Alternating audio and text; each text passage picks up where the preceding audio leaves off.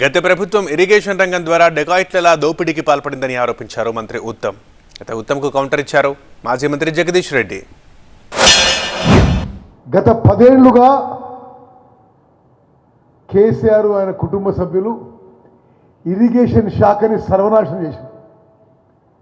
తెలంగాణ రాష్ట్రంలో ఇరిగేషన్ శాఖని అడ్డం పెట్టుకొని ఒక డెకాయిట్ చేసిన, ఒక దొంగతనం చేసింది. వాళ్ళు మీరు ఏ ప్రాజెక్టు ముట్టుకున్నా వేల కోట్ల లూటీ జరిగింది.